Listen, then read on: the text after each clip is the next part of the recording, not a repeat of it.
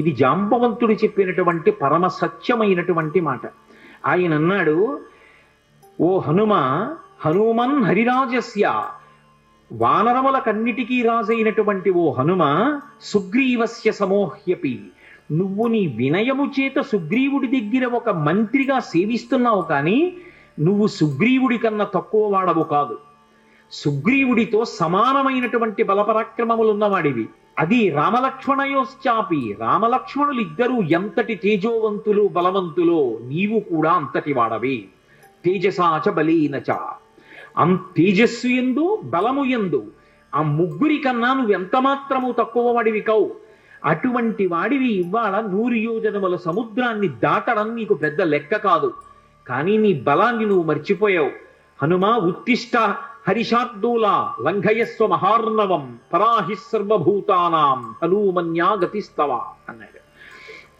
ఉత్తిష్ట హరిషార్దూల, లే హనుమా, నీ శక్తిని జ్ఞాపకం తెచ్చుకో. లంఘయస్వ మహార్ణవం, ఈ సముద్రాన్ని చిన్న ఎద్దు పాదములో అడుగు వేస్తే అది చిన్న ముద్ర పడితే అందులోకి వచ్చి నీళ్లు నిలబడితే ఎంతుంటాయో నీ శక్తి ముందు ఈ సముద్రం అంతా. కాబట్టి ఈ సముద్రాన్ని లంఘించు. ఉత్తిష్ట హరిషార్దూల లంఘయస్వ మహార్ణవం పరాహి సర్వభూతానాం, ఇది హనుమ యొక్క గొప్పతనం. హనుమన్యాగతిస్తవ సర్వభూతానాం, ఈ సృష్టిలో ఎన్ని భూతములున్నాయో అన్ని భూతముల కన్నా కూడా తేజోవంతుడవు, గమనమునందు అటువంటి వేగమున్నవాడివి నువ్వే. పరాహి సర్వభూతానాం హనుమన్యాగతిస్తవ, నీ యొక్క వేగం అటువంటిది. అంతటి వేగమున్నవాడివి నువ్వు ఇవాళ ఇలా కూర్చోవడం బావులేదు, లే నీ బలాన్ని పుంజుకో అన్నాడు. ఎప్పుడైతే జాంబవంతుడు కీర్తించాడో వెంటనే హనుమ యొక్క శాపం నివారణమైపోయింది. ఇప్పటికీ తెలియక ఓ మాట అంటుంటారు, మనం ఆయన బలం ఆయనకి జ్ఞాపకం చేయాలండి అని. మనం జ్ఞాపకం చేయక్కర్లేదు, ఎప్పుడూ ఆయన శాపం తీరిపోయింది. తీరిపోయి తన బలం తాను జ్ఞాపకానికి తెచ్చుకున్నారు కాబట్టే వెంటనే ప్రతిజ్ఞ చేశారు. లేచి నిలబడి, ఇక్కడి నుంచి నేను కాని సముద్ర లంఘనాన్ని ప్రారంభం చేస్తే నేను నా పాదములతో భూమిని దట్టించినప్పుడు ఈ భూమి ఊంచుకోలేదు. అందుకే మహేంద్రగిరి మీద నిలబడి అక్కడి నుంచి బయలుదేరి వెడతాను.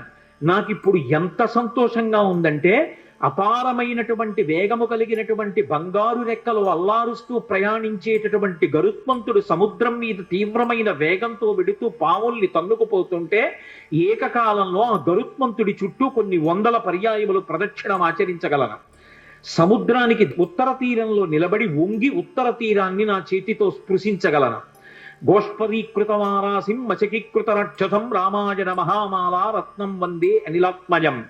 ఎద్దు పాదంలో నీరు నిలబడితే దాటడం ఎంత అవలీలగా దాటగలరో అంత అవలీలగా దాటగలను.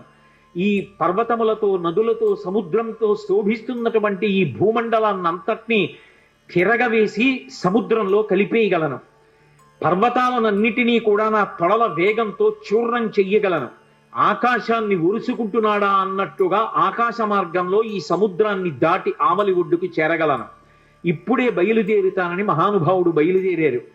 అలా జాంబవంతుడు చేసినటువంటి ప్రార్థన చేత, ఆయన చేసినటువంటి స్తోత్రం చేత హనుమ యొక్క శాపము ఎన్నడో నివారణమైపోయింది. అటువంటి హనుమ సూర్యనారాయణమూర్తి ఇచ్చినటువంటి అనుగ్రహం మేరకు సూర్య భగవానుడికి శిష్యుడయ్యాడు. లోకంలో ఎందరో శిష్యులుంటారు. గురువుగారి దగ్గర పాఠం నేర్చుకున్న వాళ్ళు, శాస్త్రం చదువుకున్న వాళ్ళు. కానీ అందరు శిష్యులు ఒకెత్తు, హనుమ ఒక్కరూ ఒకెత్తు. రామదూత హనుమాన్, శ్రీరామదూత హనుమాన్.